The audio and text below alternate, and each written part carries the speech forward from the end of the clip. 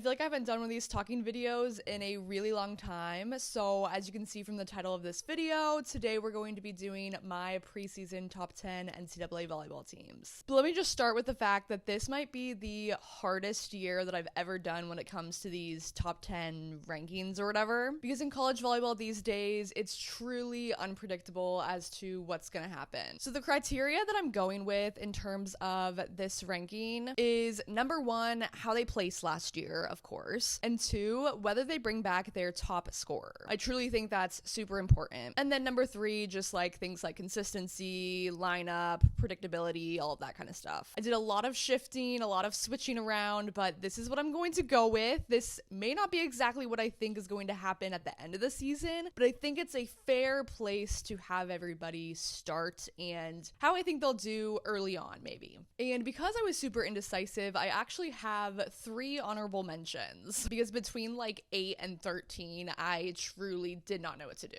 So without further ado, here are my rankings. So for my first honorable mention, I went with Texas A&M. As much as it hurts so bad for me to not put them in the top 10, I just feel like they have lost way too many of their starters, and there's just a little bit too much unpredictability when it comes to what their starting lineup is going to be and how they're going to perform, especially early on. They only bring back one starter in Kendall Stowers, which, I mean, she went on an absolute tear in the NCAA tournament, so she's definitely going to be their key player coming into the season. But that's it. Everybody else graduated. But I felt like I had to have them on here, whether they were an honorable mention or even in the top 10, because they did win the national championship. So you kind of still have to have them in the race. I think their biggest question mark is going to be their setter-hitter connection, because it's going to be a new setter and it's going to be new middles and it's going to be a new right side. My next honorable mention team is Penn State. Now this one is kind of wild because they only made it to the second rounds. And for a team that won the national championship the year before, it's kind of crazy to think. Obviously they lost Izzy Stark last year, whether she played for the few matches that she played or not. Jillian Grimes graduated after this year, but they bring in Alexis Stuckey and return Kennedy Martin. And if you guys haven't seen the connection between Stuckey and Martin at Florida, it's absolutely unbelievable. And then they also bring in Whitney Lowenstein and Ryla Jones. They have a super promising freshman class coming in with Haley Bergdorf, Kendall Northern, Danielle Whitmire. In the spring match, one of my favorite freshmen was Haley Bergdorf. Super undersized outside hitter, but can truly just put a bang on the ball and a great passer. And speaking of their biggest question mark, it's gonna have to be serve receive. It was truly their biggest weakness last year, so definitely have to keep that in mind. And then finally, my third honorable mention before we even get into this top 10 is Creighton. Despite making the Elite 8 last year, they lost their top scorers, Ava Martin and Kiara Reinhart, which I believe are 2 really big losses for them. But they did have a pretty good transfer class come in with Aiden Ames, Trinity Shad-Sears, and Katie Dalton. I definitely think all 3 of them are going to be starters. And they return their other outside hitter, Abby Hayes, and their oppo, Jaya Johnson. So I think their biggest question mark is going to be finding their go-to hitter. Who is that going to be? All right, we're finally into the actual top 10 of this video. So without further ado, number 10 is Arizona State. Arizona State made the Sweet 16 last year, so why are they number 10? And I think the biggest reason is that they bring back their top scorer in Noemi Glover. She hit a .363 with 4.2 kills per set, despite only playing 3 rotations, which is just so wild. And then they bring in transfer outside hitters Una Vidicic from Wisconsin and Anaya Clinton from Kansas State, who I think are projected to be the starting 2 outside hitters. I think Una's back row play is going to be very valuable. She was second on Wisconsin's team in digs, but I think their biggest question mark coming in is who's their setter going to be and whether they're going to run a 5-1 or 6-2. I think there's a lot of people that had opinions on this last year because Noemi Glover was only playing 3 rotations, and it really comes down to what does a 6 rotation Glover look like. At number 9, I have SMU.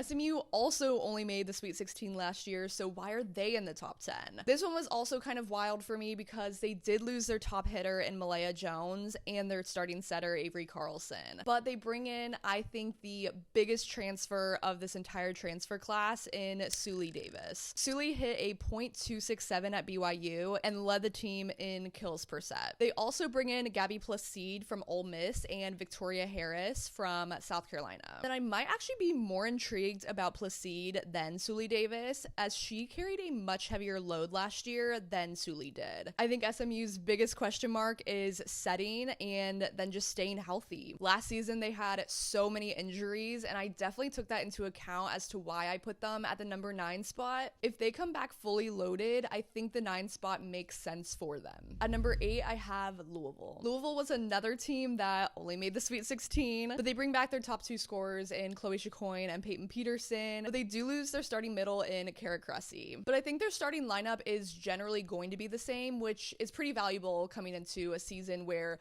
many people transferred and graduated, all of that kind of stuff. They bring in transfer middle Brooke Bultema from Kentucky, which I'm intrigued, but think Louisville will have to rely on their pins even more than when they had Cressy. They also have another outside hitter option now in redshirt freshman Chloe Meester. She had a phenomenal spring season. I think Louisville's biggest question mark is going to be finding their go-to hitter. I truly think Chacoin and Peterson can only take them so far. At number 7, I have Purdue. Now, Purdue made the Elite 8 last year, and they bring back their top scorer in Kenna Wallard, so they had to be around this spot in the top 10.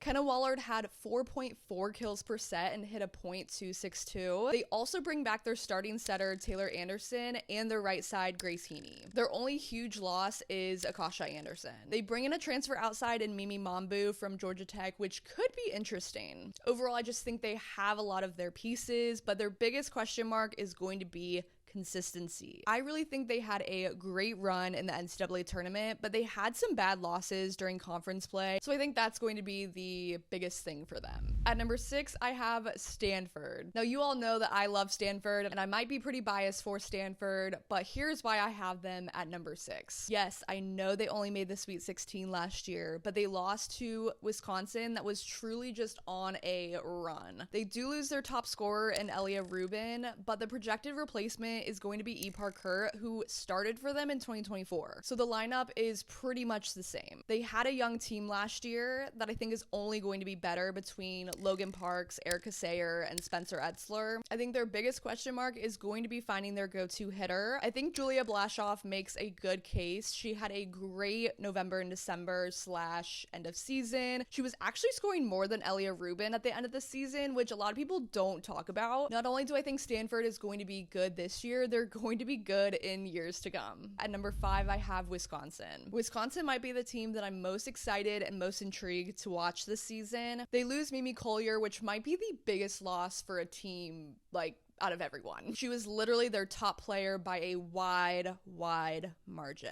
But they do return Charlie Furbringer, Grace Egan, and Grace Lopez back from injury, which is going to be interesting. They made the Final Four last year and upset 2 teams on their way to getting there. They also bring in Jayla August from Florida, who's going to be huge for them. And they have a great freshman class coming in, Audrey Flanagan, Hallie Thompson, and Desalise Champion. I think their biggest question mark is going to be finding their go-to hitter. Because they lost Mimi, but the lack of predictability when it comes to scouting and just their lineup in general will be their advantage early on. We saw this with teams like Florida and Purdue, who had entirely new lineups from the season before. At number 4, I have Kentucky. We know that Kentucky made the national championship last year, but I think losing Eva Hudson is bigger for them than people might think. Although Brooklyn DeLay is absolutely incredible, Eva Hudson really carried them in the postseason and in their semifinal match versus Wisconsin. But they do return the majority of their starters like Brooklyn DeLay, Lizzie Carr, Cassie O'Brien, and Molly Tuzzo. Despite losing 2 of their middles to the transfer portal, they bring back the starting middles that they ended with last season. And then the Wildcats bring in an absolutely incredible pin hitter in Morgan Gardy from Notre Dame. She had 4.6 kills per set, hitting a .275 on a sub 500 Notre Dame team. I think for them, their biggest question mark is going to be whether they truly have enough options. Who is their third pin going to be? I think that's going to be very important. Already at number 3, I have Texas. I think a lot of people are going to be thinking that I have Texas way too high. They made the Elite 8, they lost to Wisconsin, we kind of know that, and they lose Aiden Ames and Emma Halter, their starting middle and starting libero. But they return their top scorer in Tori Stafford, who I think is the best outside hitter coming into this season. She had 4.7 kills per set last season on a .360 hitting percentage, which is absolutely wild. Their young team last year, I think, is only going to be better coming into this season. I'm talking about Kari Spears and Abby Vanderwall. They were the number 2 and number 3 top scorers for their team. They also bring in a phenomenal freshman class in Henley Anderson and Genevieve Harris. Anderson brings in massive depth on the pins, and I think she could end up starting. We'll have to see about that. I really think the difference between making the Elite 8 and Final Four for them was Wisconsin was a senior heavy team versus Texas was a young team, and I think that really made the difference here. I think their biggest question mark, first off, is going to be setting, because I think they have 3 viable options, and then finding a consistent second option besides Stafford. All right, we have the number 1 and number 2 spot left. I think everybody knows who those 2 teams are. I'm going to explain why I have each team in their respective spots, but let's get into that.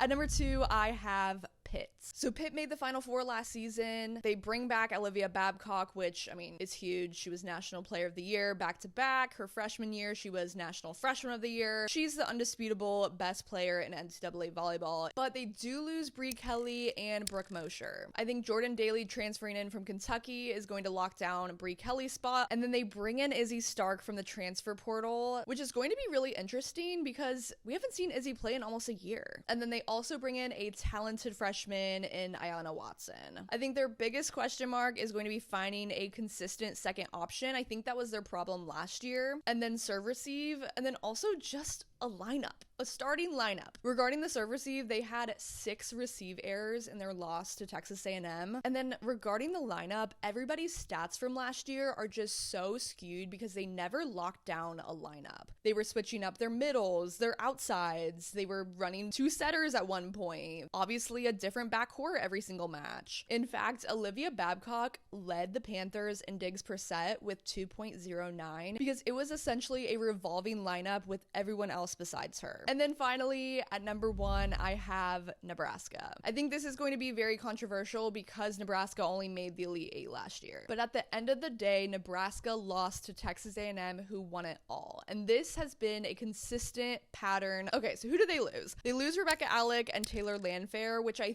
think the loss of Alec is a bigger deal than many realize. She was 3rd in points per set for the Huskers and led in blocking. But why they're number 1 is that they return the majority of their starters, including their top 2 scorers. I think Terea Sigler is the likely candidate for the second outside hitter, and I think she will do great. I think the middle position might be a little more open in my opinion. It's gonna be who fits with the offense the best. They also have a super talented freshman class coming in that's going to bring more depth for them. I absolutely love Gabby DeVita. I hope she gets some playing time. She is just an amazing ball control player. And then what is Nebraska's biggest question mark coming into this season? Well, you're gonna have to go back and watch my previous video on how I think Nebraska can win the national championship this year. So my biggest question marks will be in there. So there you go. There is my preseason top 10 and the 3 honorable mentions. But let me know what you guys think in the comments below. And if you guys have any other ideas of these casual YouTube videos for me to make.